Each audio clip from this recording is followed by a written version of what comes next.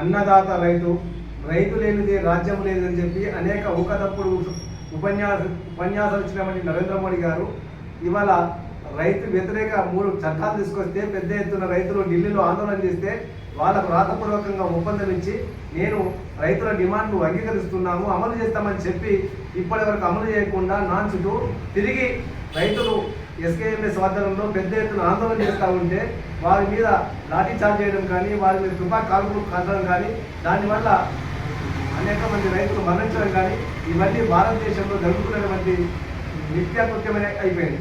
కాబట్టి ఇవాళ మేము ఐఎఫ్పి కానీ లేకుంటే ఏఐకేఎంఎస్ సంఘాలుగా ఈ విధానాన్ని ఖండిస్తూ ఉన్నాం. అట్లాగే నిర్బంధం ద్వారా ప్రజా ఉద్యమాన్ని ఆపడమైనటువంటి మోడీ అనుకుంటుంది, కానీ వీటన్నిటికి వ్యతిరేకంగా పెద్ద ఎత్తున ఆందోళన చేయాలని చెప్పి ఎస్కేఎంఎస్ పిలుపునిచ్చింది. అదేవిధంగా రైతులు పండించిన పంటకు గిట్టుబాటు ధర కావాలని చెప్పి, అదేవిధంగా స్వామినాథన్ సిఫార్సులు వెంటనే అమలు చేయాలని చెప్పి ఆ డిమాండ్లతో, అదేవిధంగా విద్యుత్ రంగ ప్రైవేటీకరణ ఆపాలని చెప్పి, ఈ నల్ల చట్టాలను వెంటనే వాపసు తీసుకోవాలని చెప్పి ఈ డిమాండ్ల మీద తిరిగి ఆందోళన కోరుకుంటుంది. కాబట్టి అందులో భాగంగానే ఈ నెల 14 తారీఖున చెరో ఢిల్లీకి ఎస్కేఎం పిలిపించింది. అక్కడ ఎస్కేఎం వాళ్ళు అక్కడ ఎస్కేఆర్ ఆధ్వర్యంలో పెద్ద ఎత్తున ప్రోగ్రాం జరుగుతూ ఉంటుంది. కాబట్టి దాంట్లో రైతులు కార్మికులు పెద్ద ఎత్తున పాల్గొనాలి.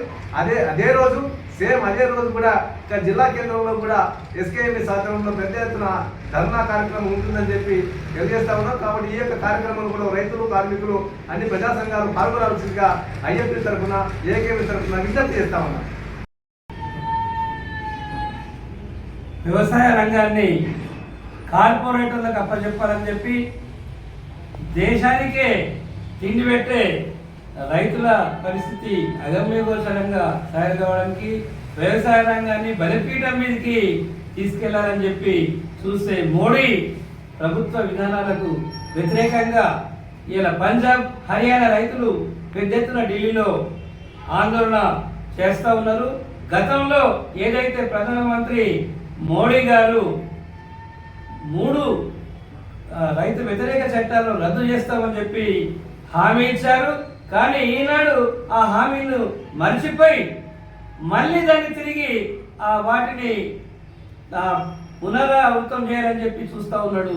దీనికోసం నిరసన తెలియజేద్దామని చెప్పి పెద్ద ఎత్తున రైతాంగం ఢిల్లీకి వెళ్తా ఉంటే అనేక అవరోధాలు కల్పిస్తూ ఉన్నాడు. అట్లాగే అనేక విధాలుగా లాఠీ ఛార్జీలు, కాల్పులు ఇవన్నీ కూడా మోడీ రైతాంగ పోరాటాన్ని అణచివేయడానికి చెప్పి ఆయన దాన్ని అణచివేస్తున్నాడు. అంతేకాకుండా ఇలా దేశంలో ఉండే 1 కోటి మంది కార్మికుల్లో 50% పైగా అసలు ప్రైవేట్లలో ఇప్పటికే ఉన్నారు, అసంఘటిత రంగంలో ఉన్నారు. ఈ కార్మిక రంగాన్ని కూడా అనేక పోరాటాలు చేసి సాధించుకున్న 44 చట్టాలను కేవలం 4 కోట్లుగా తీసుకొచ్చేసి ఈ చట్టాల సవరణను ఆయన 4 కోట్లుగా తీసుకొస్తా ఉన్నాడు.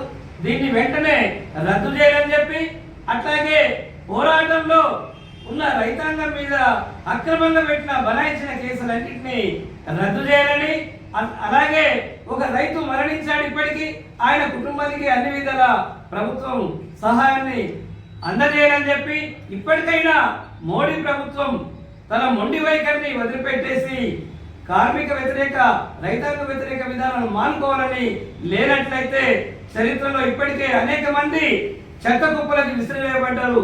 ఇలాంటి ప్రజా వ్యతిరేక విధానం తీసుకొచ్చే మోడీ ఖబర్దార్, ఇప్పటికైనా మీ విధానం మార్చుకోండి అని చెప్పి తెలియజేస్తూ ఈ నెల 14వ తారీఖున జరిగే చలో ఢిల్లీ కార్యక్రమంలో భాగంగా జిల్లా కేంద్రంలో పెద్ద ఎత్తున జరిగే నిరసన కార్యక్రమానికి రైతులు అదేవిధంగా కార్మిక వర్గం పాల్గొనాలని చెప్పి మేము జిల్లా కార్మిక వర్గానికి రైతాంగానికి మేము పిలుపునిస్తున్నాం.